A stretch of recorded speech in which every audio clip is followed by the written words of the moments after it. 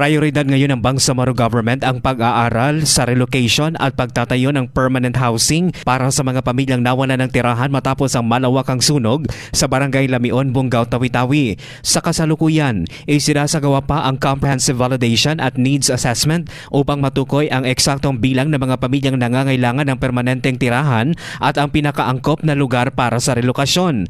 Ayon kay BARM spokesperson Mon Astin Pindaton, sinusuri na kung ligtas pang tayuan ng mga bahay ang dating lugar o kung mas makakabuting ilipat na lang ang mga residente sa ibang lokasyon na hindi mataas ang panganib sa sunog, malakas na hangin at iba pang sakuna. Binanggit ng BARM na may mga ongoing at natapos ng housing project sa Tawi-Tawi at posibleng iangkla rito ang magiging solusyon para sa mga nasunugan. Giit pa ng pamahalaan, hindi maaring manatili ng matagal ang mga biktima sa evacuation centers dahil naaapektuhan nito ang normal na pamumuhay, kabilang ang edukasyon at kabuhayan ng mga residente. Sa sandaling makumpleto ang validation at maaaprubahan ang kinakailangang pondo, inaasahang maisusulong ang mga disenteng ligtas at pangmatanggalang tirahan para sa mga pamilyang apektado ng sunog.